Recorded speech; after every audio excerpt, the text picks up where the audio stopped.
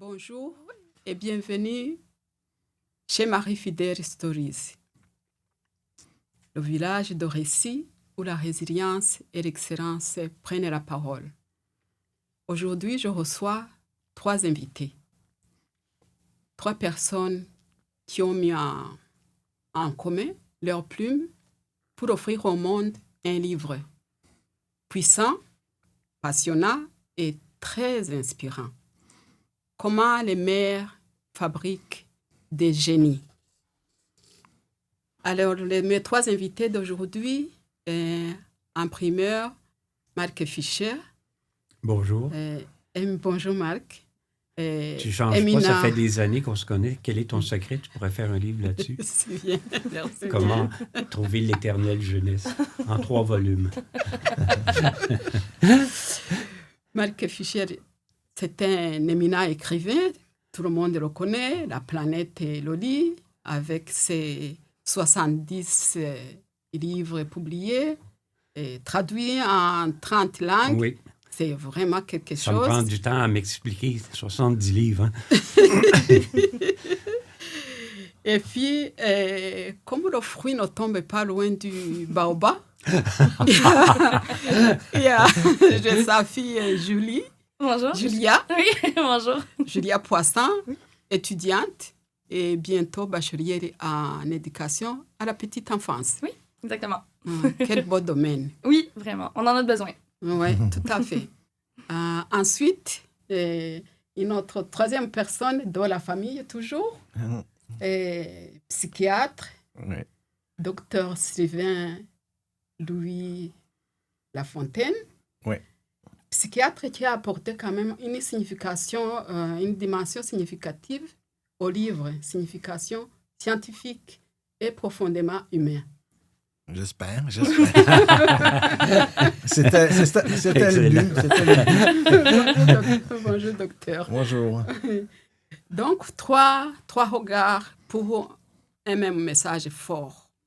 Le rôle des mères et des pères dans l'éducation de leurs enfants. Donc, aujourd'hui, je suis vraiment honorée de vous avoir avec moi au village des récits. Et c'est un honneur, c'est un plaisir.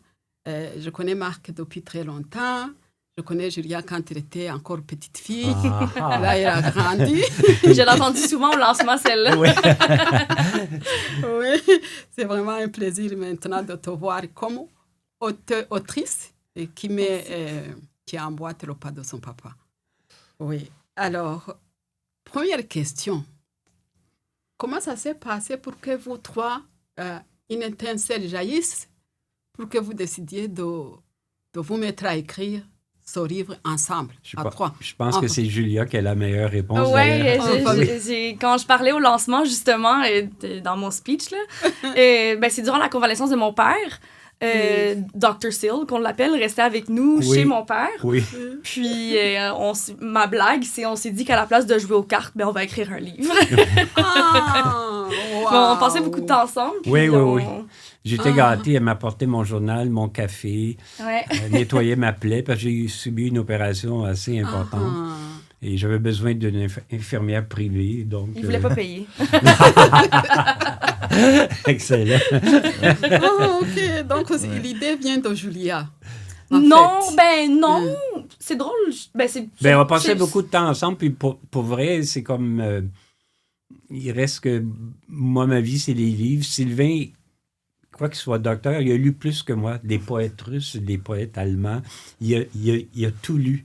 Alors, on était en terrain. Puis ma fille, à un moment donné, elle m'a fait un compliment extraordinaire. On était dans la bibliothèque familiale. Puis là, elle a dit, je passerais des heures ici. Fait que là, je me suis dit, j'ai quand même eu une certaine influence sur elle. Puis là, mais aussi, je crois que on le voit par les exemples qu'on a donnés. On a décidé de parler de gens connus parce que sinon, ça ne donne rien de parler d'un génie inconnu. Donc, on a pris aussi des aides d'exception comme Agatha Christie, Tiger Woods. On a réservé 2 fois le rôle du père parce qu'il y a quand même des pères qui ont bien travaillé, comme le père de Tiger Woods. et le père de Mozart aussi. Et sinon, on a pris Einstein et c'est surprenant en lisant leur autobiographie dans bien des cas et aussi des biographies écrites sur eux. C'est surprenant à quel point la mère a eu un rôle important, mais souvent, à cause des époques plus lointaines, la femme son rôle n'était pas reconnu. Ouais. Puis pourtant, c'est la mère. Comme Agatha Christie dit quelque chose d'assez drôle. Elle dit, mon père était très, très sympathique, mais il n'était pas très intelligent. Elle dit ça de son père. Dans son autobiographie. Alors, c'est sa mère qui l'a vraiment poussé. Puis quand on voit ça, on se dit... La mère, son rôle est beaucoup plus important que simplement faire à manger, reconduire les enfants à l'école. C'est vraiment... Et le livre est extrêmement convaincant à ce niveau-là.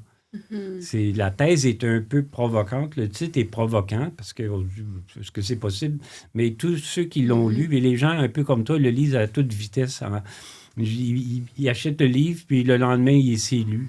Et c'est vraiment...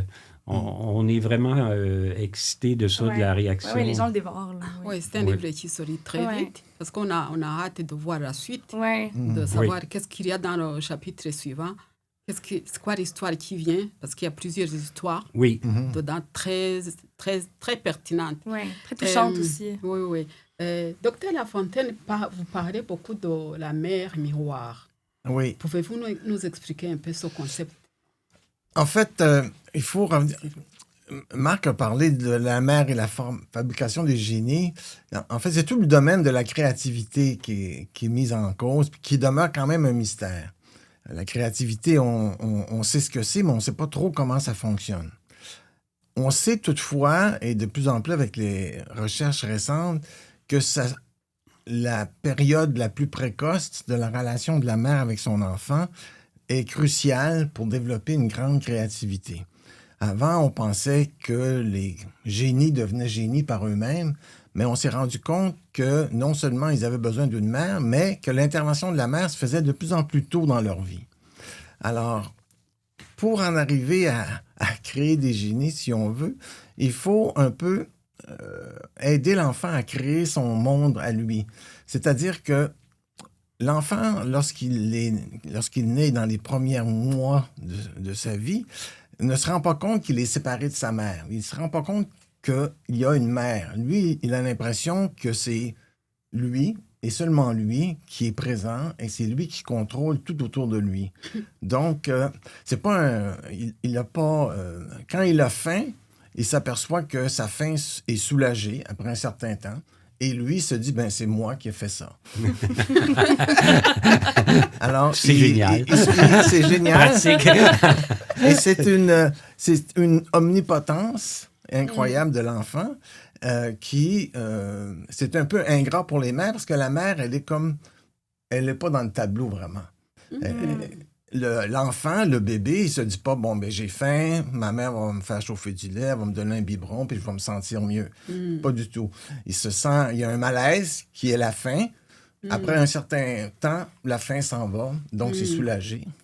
Et c'est à ce moment-là qu'il crée une illusion. Il crée l'illusion d'être omnipotent, d'être le seul à contrôler tout son environnement. Donc, s'il a froid, il va avoir chaud. S'il a l'impression d'être mal pris, quelqu'un va le prendre dans ses bras, il va se sentir bien. Donc, tout ça, il a l'impression que c'est lui qui le crée. Et c'est cette création-là du monde qu'il faut que la mère favorise et amplifie d'une certaine façon pour que l'enfant puisse, après avoir créé son propre monde bébé, va décider plus tard de créer un monde imaginaire ou scientifique ou peu importe le domaine de créativité dans lequel il va s'engager. Donc, c'est très important que la mère interagisse avec l'enfant, d'où le nom de mère miroir, comme un miroir. C'est-à-dire que la mère va seulement refléter ce que l'enfant est et va valider ce que l'enfant est. Donc, si l'enfant, le bébé, il dit « C'est super, c'est moi le roi du monde, j'ai faim, je me soulage moi-même, je fais tout moi-même. » La mère va dire « Oui, mon beau bébé, t'as raison, tout est parfait. C'est grâce à toi. C'est grâce à toi, c'est tout toi qui as fait ça. je n'y suis pour rien. Je ne suis que là pour t'assister dans ta création du monde. Et c'est là que la mère agit comme un miroir.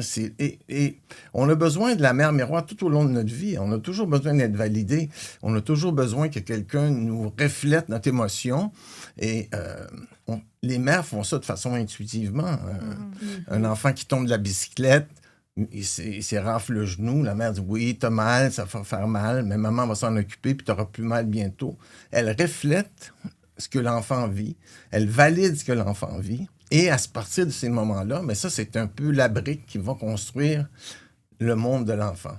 Donc, c'est primordial que la mère soit comme un miroir, en fait. Elle ne fait que refléter ce que l'enfant vit et crée dans son développement. Et donc, c'est pendant cette période alors, comme vous en parlez dans le livre, vous parlez quelque chose comme 10 000 heures. C'est quoi, Julia, 10 000 heures? Ben, ils disent là, que quand on fait quelque chose pour 10 000 heures, on se pratique à quelque chose, que ce soit un instrument ou conduire une voiture, on devient un expert après 10 000 heures. Donc, mon père, c'est plutôt l'expert avec le 10 000 heures, disons, là, mais avec ses 10 000 heures d'écriture.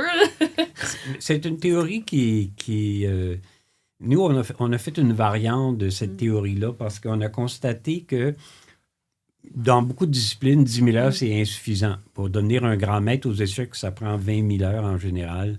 La même chose pour un pianiste de concert qui va jouer à Carnegie Hall.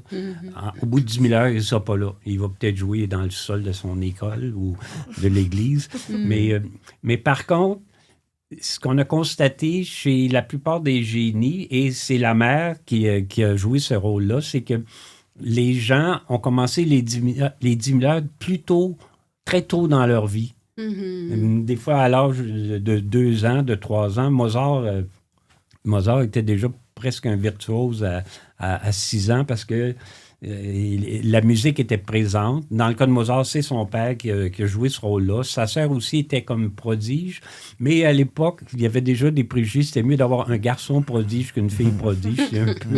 C'est un peu cruel. Ça change maintenant, heureusement. Mais donc, la théorie des 10 000 heures, c'est oui, mais commencez vos 10 000 heures le plus tôt possible dans l'éducation de votre enfant. Parce que le cerveau de l'enfant aussi est en ébullition. Essayez d'apprendre le japonais, mettons, à votre âge. Mais un enfant de 2 ans, il parle japonais parce qu'il est né au Japon. Et son cerveau, même si c'est une langue apparemment complexe à apprendre, moi, je l'apprends en 1 semaine. Ben oui. mais c'est un fait. C'est parce que l'enfant jeune, son cerveau est une éponge. Et donc, il y a un livre qui a été très, très célèbre par un pédiatre américain. Tout se joue avant 6 ans. Et c'est vrai. Ça ne veut pas dire que tout est perdu si on n'a rien fait, mais de commencer l'apprentissage jeune est une clé, de commencer les 10 000 heures le plus tôt possible. Oui, j'ai vu un passage dans le livre où ça parle des synapses. Oui. Que c'est autant l'enfant à 2 ans en a la même chose, même quantité, au même niveau que un adulte. Oui. Mais c'est les connexions qui sont différentes. Un enfant, comme disait Marc, le cerveau, c'est vraiment en ébullition. C'est un bon terme pour le décrire parce que ce qu'on appelle les synapses, c'est la connexion entre les cellules cérébrales qui se forment et c'est par là que tout se produit, l'apprentissage et l'éducation.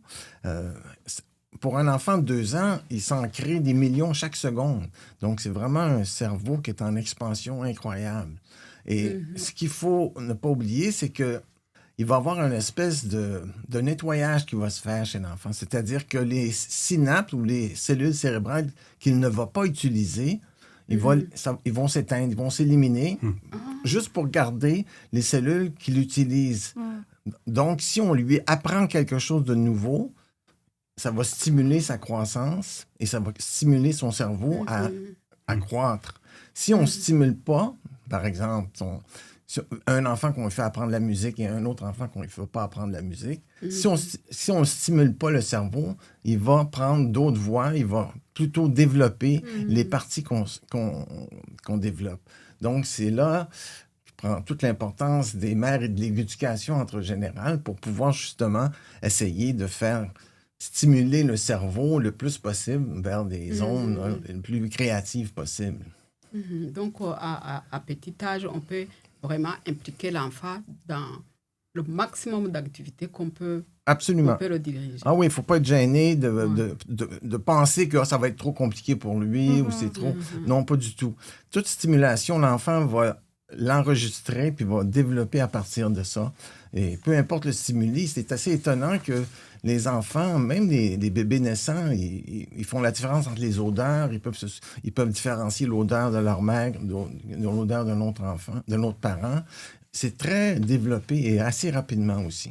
Et assez complexe. Est-ce que, durant la coécriture, est-ce que vous vous êtes référé à une référence maternelle spécifique que vous connaissez, ou bien c'est juste, vous avez écrit dans le général. Mais toi, Julia, tu es avec les parents tout le temps, je pense? Pas encore, je suis encore aux études. Ouais. Mais comme mon père a dit, on s'est vraiment basé sur les gens qui sont connus ou qui ont des enfants qui sont connus pour être des génies, disons, des génies de musique, d'écriture, de quoi que ce soit, qui ont un talent qui a été cultivé grâce à leur mère, puis que leur mère a poussé. On s'est pas vraiment basé, disons, sur quelqu'un qu'on connaît. On connaît pas beaucoup de génies. Non, mais c'est parce que aussi, c'est moins intéressant. Si on parle de quelqu'un, il y a des génies méconnus, mais ça n'a pas une valeur de preuve aussi convaincante que si c'est quelqu'un qui est connu. Aussi, la société est faite ainsi, on aime mieux entendre parler de Mozart, d'Einstein, que tout le monde connaît, puis de voir comment ils sont parvenus à ces accomplissements-là extraordinaires, qu'un parfait inconnu. D'ailleurs, souvent, on n'a pas la preuve. Il faudrait que les gens nous croient. Je pourrais dire, tel de mes amis, c'est un génie, oui, mais peut-être, mais ça ne va pas chercher le... puis aussi, on a vraiment basé le livre, à chaque fois qu'on pouvait, sur l'autobiographie du génie. Pas dans tous les cas. Mozart n'a pas écrit d'autobiographie. Mais dans d'autres cas, on faisait ça parce que c'est plus convaincant. C'est la personne elle-même qui parle du rôle de sa mère. Donc, à ce moment-là, comme on dit, la preuve est dans le pudding. Là. C'est pas nous qui prêtons des intentions à la mère ou des vertus qu'elle n'aurait pas. C'est l'enfant lui-même. Et à ce moment-là, on l'explique, c'est comme un peu une preuve par accumulation, comme on a en cours. Là. Si la personne il y a plein de choses qui font croire que la personne a tué parce qu'elle était à cet endroit-là, elle s'était chicanée. C'est une preuve par accumulation et c'est pour ça que le livre est assez convaincant. Et puis, je pense aussi assez utile. On a eu un témoignage d'une femme assez surprenant. Elle dit, une amie m'a dit, lis ça, ce livre-là, c'est vraiment super. Mais elle dit, moi, je ne pensais pas que le livre s'adressait à moi, je n'ai pas d'enfant. Puis là, elle dit, je l'ai lu, c'est fluide, on ne peut pas arrêter de le lire. Puis à la fin, elle fait une confidence un peu triste. Elle dit, j'aimerais ça le faire lire à ma mère si on se parlait encore. Oh. C'est un peu triste. C'est comme un bon punch, par contre, comme auteur. Mais... C'est quand même... Puis aussi, moi, j'ai été opéré pour le cœur, donc je vois... L'opération, c'était rien pour moi parce que j'étais pas conscient, évidemment. Ma fille était un peu inquiète. C'est moins le fun pour les gens qui ne sont pas sur la table. Mais après ça, j'ai vu, ils font un suivi assez extraordinaire. D'ailleurs, je les salue en passant, l'Institut de cardiologie de Montréal. Puis la pharmacienne qui me suit, j'ai apporté le livre comme ça. Elle savait que j'écrivais. Puis elle m'a écrit le lendemain. Elle avait dévoré. Puis elle dit, c'est un très beau cadeau pour Noël. Alors je me suis dit, elle était intelligente. Elle trouve que c'est un bon cadeau pour Noël. Elle a raison, c'est sûr. Je vous dis ça comme ça. Non, mais ça m'a touché parce qu'elle a une formation scientifique, parce que médicale. Je l'entendais parler avec le cardiologue. Je comprenais absolument rien. Je dis, je pensais que c'était compliqué d'écrire un livre, mais non, vous, c'est vraiment compliqué. En plus, nous, on peut rater un livre, mais les autres, s'ils ratent le patient, ça a des conséquences un peu plus sérieuses. Mais quand même, toi, Marc, avec 70 livres de publiés, traduits, on peut quand même parler de génie en écriture, non? Non, honnêtement, puis c'est pas sans fausse modestie, sinon, disons, j'ai un certain talent, c'est sûr, mais beaucoup d'acharnement, de l'ambition. Non, le génie, c'est quelqu'un qui change la civilisation ou dans son domaine, comme Mozart, Picasso, Einstein, qui a pris la théorie de Newton qui était acceptée depuis quelques siècles. Puis là, vraiment, le génie, c'est vraiment aussi comme des grands musiciens, c'est des grands auteurs. En bas de tout ça, on a mis les aides d'exception. On peut dire que Tiger Woods, c'est un génie du golf, oui, on peut le dire, mais on est habitué de parler d'un génie plus dans des domaines intellectuels que sportifs, mais je crois qu'il y a des très grands sportifs. Mais moi je suis encore en bas de tout ça. On a une blague dans la famille aussi, quand mon père, il dit, il ne s'est jamais appelé un génie, mais il dit qu'il a du génie. Oui, ça c'est comme quand il se sent créatif, puis là, ça va bien, il est dans la zone, il écrit, il a du génie. Oui, mais là, c'est ça, mais c'est pas, t'as jamais dit, je suis un génie, non, parce que ça serait faux. Ouais. C'est pas... Mais j'ai commencé à dire, moi aussi, mais mettons, j'écris un papier ou quelque chose, là, j'ai dit génie, là ça va bien, j'écris bien. Ou des fois, on dit de quelqu'un, il n'y a pas trop de génie, lui. Ouais. Ça peut aller des deux sens. Ce que les mères nous disaient aussi, parce que les mères, évidemment, ça les intéressait, ça les interpelle, comment fabriquer un génie. Et certaines mères avaient des enfants jeunes, puis ils savaient bien qu'ils étaient pas... Leur enfant n'allait pas devenir un génie. Par contre, ce qui les touchait, les mères, c'était de pouvoir fournir à leur enfant les possibilités d'exploiter tout leur potentiel. Ouais. Et ça touchait même Marc, qui se questionnait sur est-ce que j'ai tout donné à ma fille pour qu'elle se réalise pleinement, qu'elle exploite tout le potentiel qu'elle a. Et ça, c'est un aspect qui est aussi important parce que lorsqu'on parle de génie ou on parle d'enfant doué, on parle surtout de la mère qui va faire des choses. Bon, faites-lui écouter de la musique pendant que vous êtes enceinte, ou faites-le lire, ou faites ça, faites ci, faites ça. Toutes sortes de recettes pour faire de son enfant quelqu'un de plus intelligent.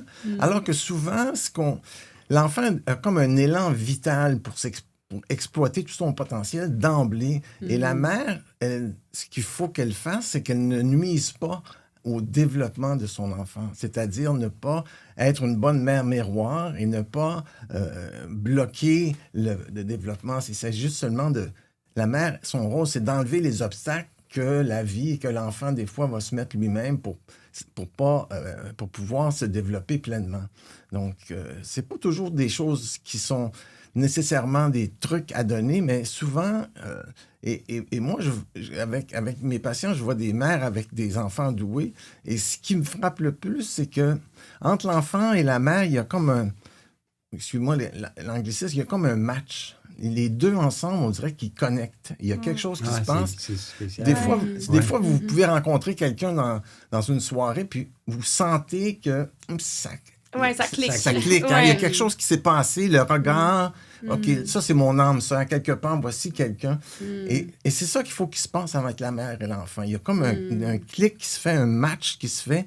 Et là, les deux se potentialisent, les deux ensemble. Et c'est là que ça c'est là que ça donne lieu à des génies ou à des enfants qui sont plus développés selon leur potentiel. Mais je pense que ça va de soi. Entre la mère et l'enfant, c'est l'amour inconditionnel, non? Mais des fois, ça ne va pas toujours aussi bien que ça. Ouais. Des fois, c'est amour-haine, parfois. Des fois, c'est amour-haine. Oui. Ouais. En tout cas, ce livre, moi, je vous dis, je l'ai lu en une journée, je l'avais terminé, mais je trouve que c'est pas juste pour les parents, les grands-parents, c'est aussi pour quelqu'un, disons, qui est en cheminement, que je peux dire, il est en cheminement pour son génie intérieur, soi-même. Oui. C'est très inspirant comme bouquin. Est-ce que, durant l'écriture, est-ce que Julia aurait essayé de censurer son père quelque part? Non. Non? Pas autant que dans la vraie vie. Non. Non, mais c'est sûr que des fois, tu sais, mettons, moi, disons, je fais des études courantes. Il y a des choses, des fois, que c'est peut-être une pensée un peu plus ancienne Oui. ou des philosophes qui ont dit des choses que lui, mettons, a appris, Oui. que moi, mettons, aujourd'hui, je sais que, ou peut-être Sylvain aussi, que nous, on s'est dit, ben, c'est peut-être plus aussi intéressant aujourd'hui, ou Oui. ça a été prouvé que certaines choses sont pas nécessairement encore pensées comme ça ou vues comme ça, ou c'est pas nécessairement la meilleure méthode aujourd'hui. Le meilleur exemple, parce que moi, quand j'étais jeune, une de nos idoles, c'était Jean Piaget, le psychologue. Puis lui, c'est lui qui a établi l'âge de développement de l'enfant. Mettons, avant 3 ans, un enfant ne peut pas comprendre la conservation de la matière. Par exemple, prenez ce verre d'eau-là, vous versez cette eau-là dans un plat qui est plat, justement. Puis là, vous demandez à l'enfant dans lequel des deux il y a plus d'eau. L'enfant va désigner celui-là, mettons, jusqu'à l'âge de 3 ans. Puis ma fille me dit, en Chine, maintenant, les enfants, c'est à 2 ans qu'ils sont capables d'atteindre ce stade-là de développement de l'intelligence. Fait que ça, c'est à cause de ces études. Parce que moi, j'étais resté accroché à Piaget, des lectures anciennes, mais fascinantes. Quand tu as fait paraître ça, ces travaux-là, c'était vraiment... on dévorait ça, c'était extraordinaire. Puis c'est vrai aussi, je me rappelle, il y a longtemps, j'avais une secrétaire, puis je me disais, elle, dans le développement de Piaget, elle n'est pas rendue tellement loin. Elle n'a pas beaucoup de génie. Non, mais elle ne comprenait pas une règle de 3. C'est comme assez simple. Si une pomme coûte 2 $, combien coûte 5 pommes? Bien, 5 fois 2 égale 10. Puis quand j'avais essayé d'expliquer ça, j'ai dit, fais une règle de 3. Elle est partie à rire en voulant dire, je venais de dire une insanité complète. Là. Fait que j'ai dit, c'est correct, ça va être bon. Mais c'est quand même fascinant, c'est ça, les nouveaux développements. Puis elle est mieux placée dans ses études. Tous les nouveaux livres qui, malheureusement, sont presque toujours en anglais. Hein. Ben, c'est parce que je fais mes études en anglais aussi. Oui, aussi. Oui. C'est sûr que... Mais pas que c'est facile à comprendre ou traduire, mais une fois que tu comprends le concept de ce que la personne dit, tu exact. Tu peux le dire en français, en anglais, en chinois. Oui. Et même en japonais. Oui, que tu as appris en une semaine. Oui. Ah oui? Ben non, c'est une plaisanterie. Mais Julia, j'ai une question pour toi. Mm-hmm. Moi, je remarque que de plus en plus de jeunes sont plus accrochés aux écrans qu'à la lecture. Ce que c'est très différent. Ouais. Et peut-être Dr Lafontaine pourra peut-être nous l'expliquer aussi. Et les connexions dans le cerveau par rapport à la lecture et par rapport aux écrans, ça doit être différent. Ma question pour toi, est-ce que dans tes cours à l'université, est-ce qu'il y a des trucs ou des façons d'intéresser les jeunes à la lecture? Comment procéder pour les parents? Je pense qu'il y a des parents qui ont ce problème. Oui, je pense que ça revient un peu à la règle des 10 000 heures, aussi de garder la curiosité de l'enfant. Je pense que ça vient à le plus jeune possible, introduire la lecture, puis pas forcer l'enfant, mais aider l'enfant à garder la curiosité dans la lecture et non aux écrans. Souvent, maintenant, on met le bébé devant la télé parce que c'est ce qu'il veut ou parce que maman est occupée. C'est sûr que ça demande un peu plus d'effort, un peu plus de présence de la mère, des parents. Mais moi, je crois que c'est vraiment le plus tôt possible. Comme moi, mettons, j'ai jamais joué aux jeux vidéo, ça m'a jamais intéressé. Je pense que c'est parce que mes deux parents, surtout mon père, est un grand lecteur. Ça revient un peu au truc de miroir. Moi, je vois mon père lire, il m'encourage à lire, donc je lis, c'est ce que j'aime. Ça m'a jamais intéressé, les jeux vidéo. J'avais une pédagogie très, très mercantile. Ouais. Non, c'est-à-dire que moi, quand j'étais jeune, mon père nous payait 10 cents de l'heure pour lire. Puis souvent, je gagnais 2 $ par semaine, c'est-à-dire je lisais 20 heures en plus des études. Puis j'ai fait ça avec elle et sa sœur, mais là, je leur donnais 1 $. Mais comme je voulais vérifier, je leur donnais 2 $, mais pour faire un résumé du livre, pour être sûr qu'ils ont vraiment lu, qu'ils n'essayaient pas de m'en passer une. Puis... Ça marchait? Oui. Ça marchait. Oui. J'adore lire. Non, mais c'est vrai que moi, quand j'ai eu fini avec mes deux co-auteurs, la rédaction, j'ai écrit un peu dans le début, c'est moi qui signe, disons, le début de la préface, que souvent, j'écris, comme romancier, j'écris un livre pour régler des problèmes mentaux ou sentimentaux que le lecteur ne connaît pas nécessairement. Le livre que le lecteur lit n'est pas celui que moi, je suis en train d'écrire. Parce que dans la vraie vie, on peut pas... nos souhaits sont pas toujours réalisés. Ou des fois, je me dis, lui, il est chanceux, le personnage a bien fini, moi, non. Mais quand j'ai fait ce livre-là, avec eux, j'ai été un peu troublé parce que je me suis dit, j'aurais aimé lire ce livre-là quand Julia était jeune, mais en même temps, je la trouve parfaite. Là. Mais je me suis dit, peut-être j'aurais pu la pousser plus, puis en même temps, moi je faisais rien, j'avais une pédagogie très, très particulière. Quand tu étais jeune dans l'auto, elle était assise à l'arrière ou à côté de moi, j'ai crié à tue-tête fort, fort, je t'aime très fort. Là, ses yeux brillaient, c'est une drôle de... on le recommande pas dans le livre, mais c'est une méthode un peu bizarre, mais peut-être qu'il y a une vibration, c'était vraiment sincère, puis ça comme... Mais aussi, on passait beaucoup, beaucoup de temps ensemble. Ouais. Je l'amenais chez les éditeurs quand elle était très jeune. On allait manger, mettons, à l'Express. Quand j'allais chez l'éditeur qui n'était pas là, il disait, oui, Julia. Je disais, c'est moi la vedette, c'est moi qui... Non, on veut moi. Julia. Il gardait des jouets pour elle, des cahiers. Elle s'assoyait, on mangeait au restaurant, des lunchs d'affaires, puis elle était là, elle faisait ses choses. Fait qu'elle était exposée. Ouais, je m'en rappelle, je te suivais partout. Ouais, pour acheter les maisons. Ouais, à Saint-Jérôme. Elle était tannée. Ouais. Tu sais, mettons, on visitait la maison, là, tu sais, acheté, papa, donne-moi 1 heure. Là, c'était... Je pense, comme a dit Sylvain, le temps passé, la complicité, le match est extrêmement déterminant parce que aussi, l'enfant se sent un peu comme un adulte aussi d'une manière. Parce qu'il fait les activités avec le parent, mère ou père, qui sont des activités d'adultes, là. Quand on visitait une maison, ça était là. Des fois, elle était un petit peu excédée. C'était long, des fois. Mais aussi, j'ai jamais dit « lit ». C'est ça qui est curieux. C'est la puissance quand même de l'exemple. Puis c'est probablement valide, même...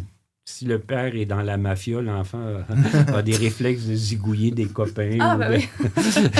Il apprend naturellement. Effectivement, à la page 17, je crois, Marc parle d'une possibilité de guérison avec ce livre.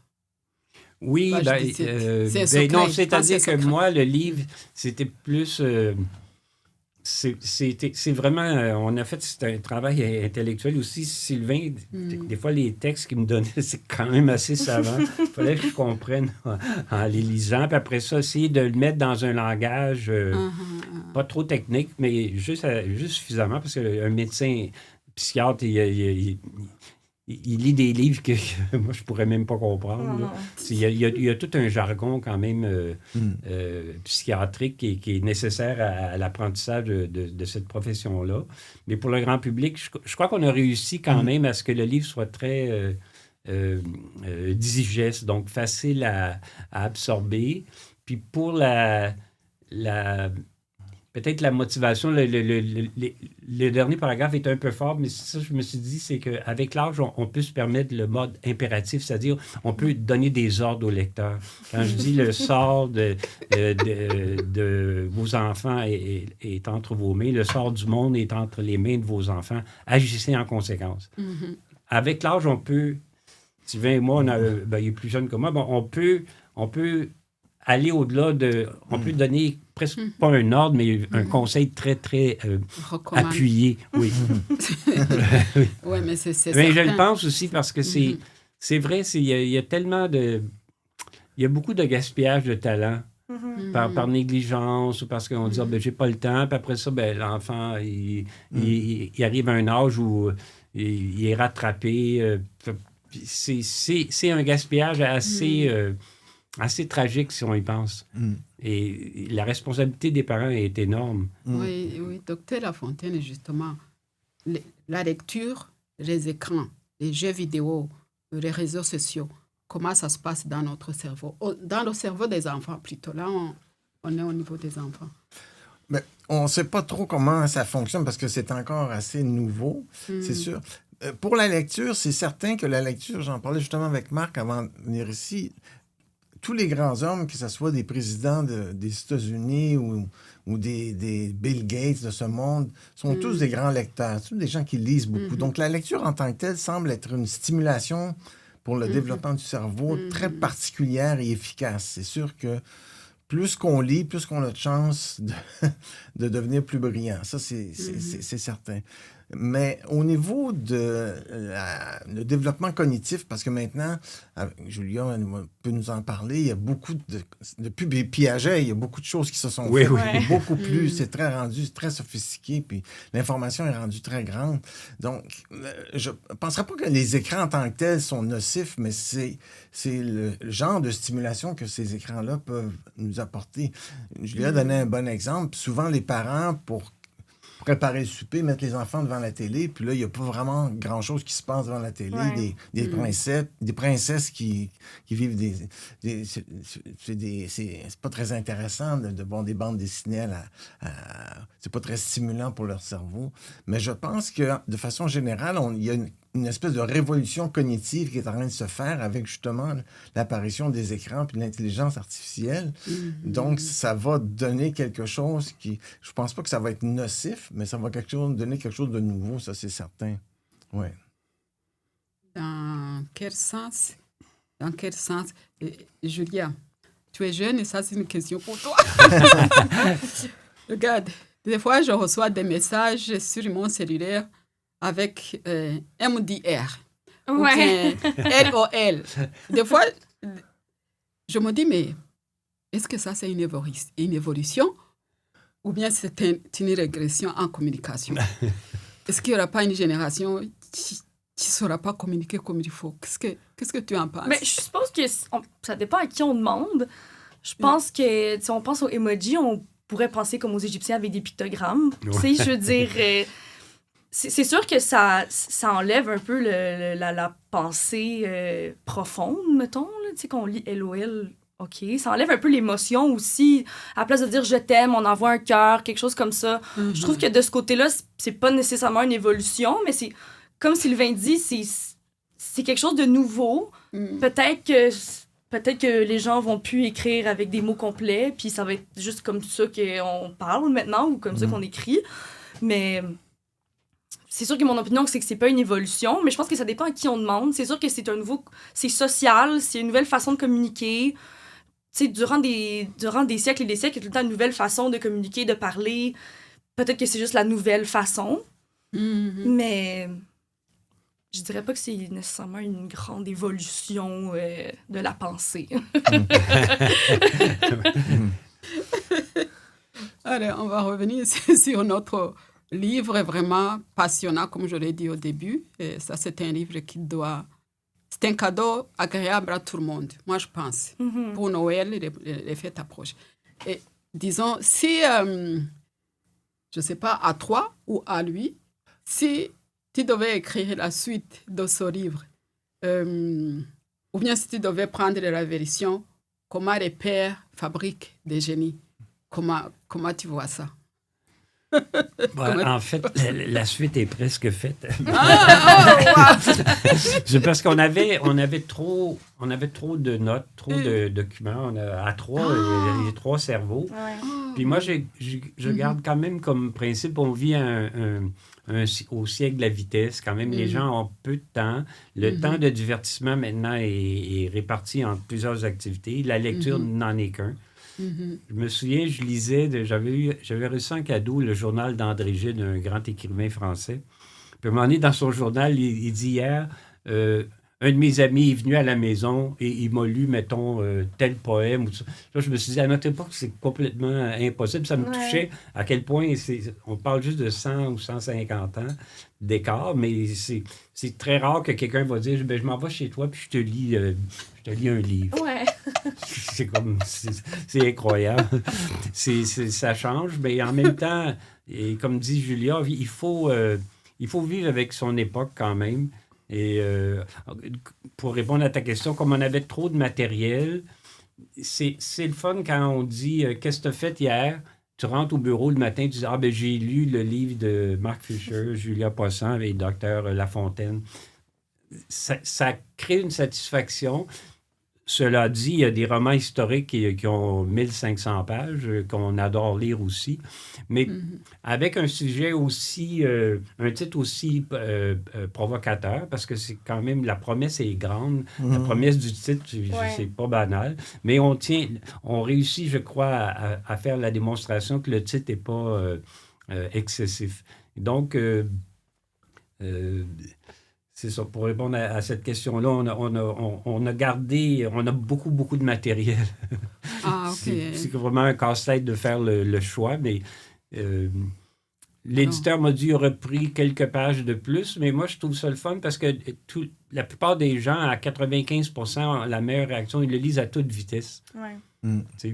Et puis... ça vous nous voulez donne... quelques pages, on va lui donner un autre livre. Oui, c'est ça. Ça nous donne la possibilité de faire la suite, justement. Et ce sera intéressant, on a hâte de voir. Et donc, c'est ta première collaboration d'écriture avec ton papa? Oui, avec tout le monde. Avec avec n'importe qui, en fait. Félicitations. Si tu devais, après cette collaboration, est-ce que si on te demandait de mettre un mot sur cette collaboration avec ton papa ou de décrire ce qu'a été ta relation avec lui durant l'écriture, ce serait quoi? Une phrase ou un mot? Intéressant. Non, mais on travaille bien ensemble. Oui. Des fois, mettons, quand il y a beaucoup de génie, des fois, il peut être difficile à parler avec lui. Là, Ben, j'ai servi ça quelques fois, puis elle m'a servi la réciproque. J'ai dit, je ne peux pas te parler, j'ai trop de génie. Puis des fois, je l'appelle, je ne peux pas te parler, papa, j'ai trop de génie. Ouais. Oui, mais j'ai vraiment aimé ça. On travaille bien ensemble. On a toujours bien travaillé ensemble. On fait une bonne équipe quand même. Oui. Puis vu qu'on se connaît si bien aussi, quand il me dit qu'il y a trop de génie, je le sais. J'arrête de parler et je m'en vais s'il n'y a pas de problème. Puis... Trop de génie, ça veut dire une inspiration. Oui, c'est comme... Moi, je vois ça comme t'es dans la zone. Tu sais, mettons, je sais pas, même si t'écoutes un film, puis là, tu sais, il y a des choses qui se passent autour de toi, tu l'entends pas, t'es vraiment dedans. Absorbé. C'est ça, ou tu lis un livre, tu sais même pas qu'est-ce qui se passe autour de toi, t'es dans un aéroport, tout le monde crie, la personne au speaker, puis toi, t'es dedans, t'entends rien. Ça, c'est quand t'as du génie, là. T'es dans ta zone. OK. Donc, c'est une expérience, ça a été une expérience intéressante. Est-ce que tu vas poursuivre avec lui ou toute seule? J'ai pas encore de projet. C'est sûr que j'adore travailler avec mon père. Je vais toujours travailler avec lui. Comme il dit, on a beaucoup de matériel. Donc, c'est sûr que pour la suite, on va travailler ensemble. C'est sûr et certain, les trois. Ben oui. On va pas... Parce que c'était le fun. Puis je trouve que le résultat est, de mon point de vue, est extrêmement satisfaisant. C'est un livre assez différent des livres que j'ai écrits précédemment. Mais c'est le fun quand même, la dynamique entre trois personnes. Puis avec Sylvain aussi, on avait beaucoup de pages. Au début, il y avait des notes. On avait des centaines de pages. Il y en avait beaucoup. C'était enrichissant comme expérience. Il y avait beaucoup de matériel qu'on a sorti. Ben, c'est parce que des fois aussi, on avait... Mettons, Sylvain me donnait, je sais pas, 10 pages. Après ça, je me disais, OK, on va garder ça, on va mettre ça là. C'est comme... c'est vraiment un casse-tête pour vrai. Là, c'est pour arriver à la fluidité. Parce que pour moi, c'est une qualité... primordial. Si c'est trop complexe, même si là, j'ai fini de réviser la version anglaise, puis là, j'ai dit à ma fille, j'ai dit à Sylvain, cet après-midi, je trouve le livre un peu savant, mais non, ils disent non, c'est correct, mais lui, c'est sûr, il est très savant, mais pour... Mais c'est obligé. Parce que mon agent n'est pas un si grand lecteur aussi. Il est new-yorkais. Est-ce que ça suffit de dire ça? J'espère que vous n'êtes pas broadcasté là-bas. Il va me tuer. Mais donc, il est obligé d'être un petit peu savant quand même. On ne peut pas avoir un titre comme ça et parler d'un sujet comme ça sans avoir quelque chose d'un peu plus technique. Oui. L'important, c'était de bien le mâcher, le triturer pour que ça soit facile à consommer. Est-ce que vous avez quelque chose à ajouter, Dr. Lafontaine? Non, pas rien de spécial. On attend le prochain, on attend On la attend, suite. on attend la suite. Ouais, La suite, il y a beaucoup de oui. questions qui restent Ouais. sans Oui, réponse. oui, parce que... Oui, puis il y a beaucoup d'autres mères de génie dont on n'a pas parlé. Ouais. Puis il y a aussi quand même il y a des compléments des principes qu'on a apportés qui vont être utiles. Les principes de base sont tous là, mais il y a il y a des petites variations, des subtilités et des exemples aussi qui sont assez convaincants aussi. Mm. Magnifique. Donc, en attendant la suite, Ouais. Tu as quelque chose à ajouter, toi, Julia? Non. Non. Pas pour On l'instant. veut te remercier Oui, de surtout, l'invitation oui. parce que ça aide beaucoup. Parce que si personne ne parle du livre, ben, c'est sûr que le bouche-oreille peut faire son travail, mais de faire des entrevues avec toi, ça aide énormément puis on voit aussi, parce que moi, je me souviens que je revenais j'avais fait un voyage de promotion à Londres. J'avais fait 24 émissions en 4 jours. Puis je m'étais rendu compte que aucun des journalistes ou reporters ou animateurs n'avait lu le livre. Il avait lu juste la 4e de couverture. Puis j'arrive à Montréal, puis Denise Bombardier faisait son émission Passion Raison. Puis là, on était dans la salle de maquillage. Puis il dit, Denise, est-ce que tu as lu mon livre? Elle était insultée. Certainement, je lis tous les livres. Je m'excuse parce que je raconte justement que je viens de faire 24 entrevues, puis toutes les mêmes questions. Puis les gens lisaient, plus ils me posaient toutes sortes de questions un peu amusantes, comme vous avez combien de maisons, combien de voitures, est-ce que les femmes se jettent sur vous en Amérique? Oui, c'est normal. Non, c'est un livre que chacun devrait lire, moi je trouve. Comme je disais, c'est pour tout le monde. C'est un cadeau agréable parce que c'est une voix à la fois scientifique et mais aussi, vivante. pas juste Oui. pour les mères, mais même pour les grands-mères, parce que moi, je le vois avec ma sœur. Les mères, maintenant, sont tellement occupées qu'ils amènent les petits-enfants Oui, c'est chez vrai. la grand-mère. Puis comme ma sœur Isabelle a dit, ah, je retrouve les joies d'avoir été mère, puis avec toutes les finesses des enfants. Quand on porte attention, c'est fou comment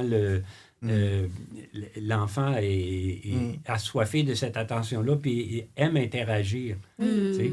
Et puis, donc, même pour les grands-mères aussi ils vont peut-être voir qu'ils auraient pu faire autrement, mais ou se servir de ces techniques-là pour leurs petits-enfants, au bénéfice de leur propre fille.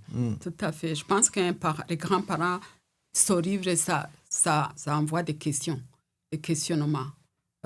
Oui. Parce que ça, comme tu disais tantôt, ça c'est un livre que j'aurais aimé lire quand mes enfants étaient encore petits. Ouais. Oui, c'est vraiment, c'est très puissant comme message et toutes les techniques sont données avec des exemples. Ça n'a pas demandé de l'argent, ça n'a pas demandé Non. Ça a demandé justement du génie. Non, mais aussi, ce qui est merveilleux, c'est qu'il y a des mères. Puis à un moment donné, Voltaire a dit quelque chose d'assez extraordinaire. Il a dit, le bonheur est la seule chose qu'on peut donner sans l'avoir. Et on peut dire la même chose du génie. On peut donner du génie à son enfant sans en avoir, mais on est une mère ou un père de génie, c'est-à-dire que dans l'éducation, on remplit un rôle extraordinaire. Puis dans ce cas-là, quand on lit le livre, on ne dit pas qu'il faut acheter tel truc à son enfant. Non, c'est vraiment extrêmement simple. Puis c'est ça. Aussi, avec l'âge, aussi, on peut prendre des positions plus, plus affirmées, plus... un peu comme un fou, quoi. En tout cas, je dois vous remercier. C'était vraiment un honneur de vous recevoir puis de parler de ce livre que moi, personnellement, j'adore. J'étais à Rénobré de mon quartier. J'en ai pris tout ce qui était là-bas.